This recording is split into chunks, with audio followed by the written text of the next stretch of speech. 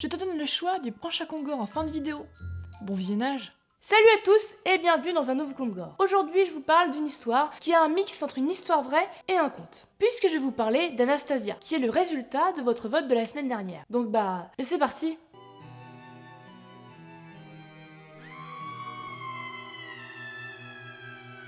Anastasia, c'est une histoire que j'ai découverte dans le dessin animé du même nom, et qui n'est pas un Disney, mais une création de la Fox Animation Studio. J'ai toujours trouvé que ce film d'animation était beau, plein d'humour et moderne dans la façon de représenter une princesse. Et les musiques étaient franchement stylées, ce qui ne gâche rien. Donc commençons par une information importante. Anastasia a vraiment existé, mais la fiction est légèrement différente de la réalité. Le dessin animé raconte l'histoire de la rebelle Anya et du beau Dimitri, devenu le fantasme de moult jeunes personnes, dont moi. Tu es parfaite. Anya, donc orpheline, n'a aucun souvenir de son existence passée ni de sa famille. La seule chose qui lui reste, c'est un collier où il est inscrit « Ensemble à Paris ». Et c'est en essayant de s'y rendre qu'elle rencontre Dimitri. Dimitri, escroc notoire, fait passer des auditions pour trouver une jeune femme susceptible de se faire passer pour Anastasia, la dernière héritière du trône de Russie. Mais sans grand succès. Grand-mère, c'est moi, Anastasia.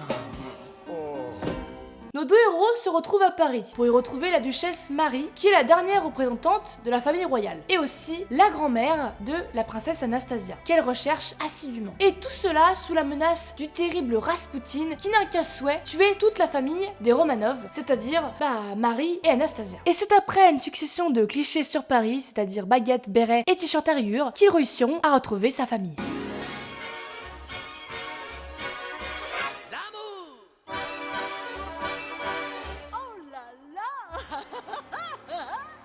Et tout se termine bien. Le méchant est vaincu, Anastasia et Dimitri finissent ensemble, tout le monde s'est retrouvé, bref, super, c'est génial. Et là, je risque de te surprendre, puisque, contre toute attente, le dessin animé est plutôt respectueux de la réalité. Il est plutôt réaliste. Anastasia, la duchesse Marie, le tsar Nicolas II, l'impératrice Alexandra, la sœur Olga et Rasputin ont tous réellement existé. Même les costumes étaient ceux de la vraie Anastasia. Là, on sent qu'il y a de l'effort, tu vois. Là, on sent qu'il y a eu des recherches. Les gars, ils ont ouvert un bouquin, ils ont regardé les photos, ils ont découvert les vrais costumes. On sent que les gars étaient intéressés parce que c'était vraiment passé pendant cette période-là. C'était pas n'importe quoi. Et voilà. Est-ce que c'est compliqué? Non. La preuve, ils l'ont fait. Ils ont vraiment cherché à faire un vrai dessin animé historiquement réaliste. Et ça fait plaisir. On applaudit.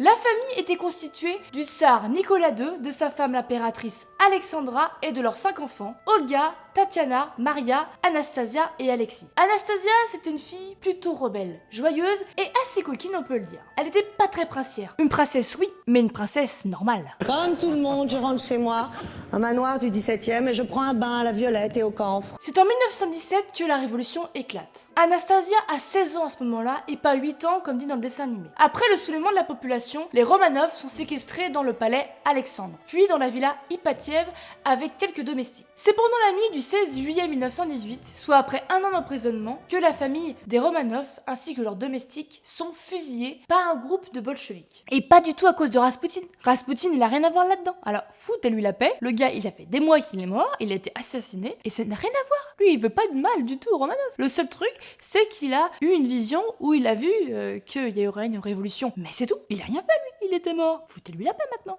Mais franchement, pour un type qui est mort depuis des lustres, je vous trouve bien vivant. Mais c'est après tout cela que le mystère s'épaissit. Après cette terrible nuit, les corps de la famille royale sont malmenés, souillés, brûlés. Bref, ça les rend impossibles à identifier pendant un moment. Ce qui a laissé la part belle à de nombreux ragots et fantasmes concernant la survie des jeunes enfants du tsar de Russie. Et surtout la survie d'Anastasia. Enfin, c'est ce qu'on dit, c'est ce qu'on chuchote à Saint-Pétersbourg.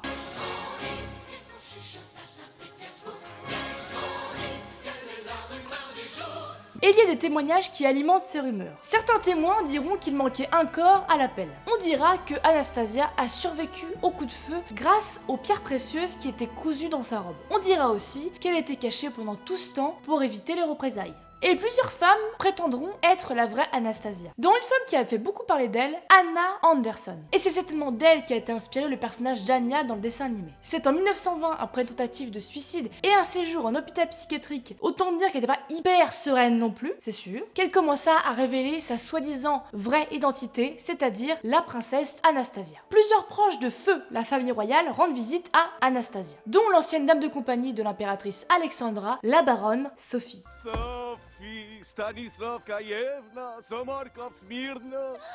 Qui ne la reconnaît pas. Mais par contre, l'ancienne nourrice d'Anastasia, elle, la reconnaît. Après plusieurs témoignages, la vie est mitigée. Certains disent que c'est elle, d'autres disent que c'est pas elle. Bref, on sait pas quoi. En tout cas, la famille royale ne la reconnaît pas officiellement comme une des leurs. Il faudra attendre 1994, date assez récente, pour avoir des analyses génétiques. L'ADN d'Anna Anderson est comparé à celui de Philippe, duc d'Édimbourg et descendant de l'impératrice Alexandra. Et le test s'avère négatif. Et oui, Anna n'est pas Anastasia.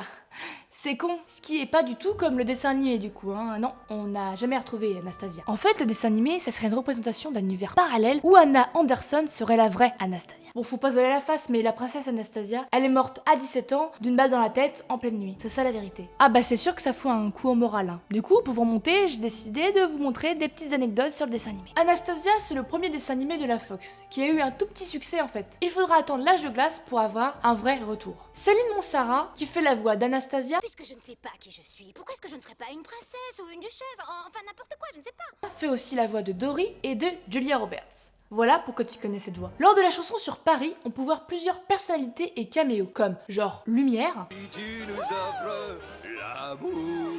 Joséphine Baker, Claude Monet Paris, mais la vie ou encore Rodin. oublie d'être morose. Et voilà comment se termine ce conte gore. N'oublie pas de t'abonner, d'aimer et de partager la vidéo. N'oublie pas que tu peux choisir le prochain thème du prochain conte gore en fin de vidéo. Je te dis à bientôt pour un prochain épisode. Des bisous, salut!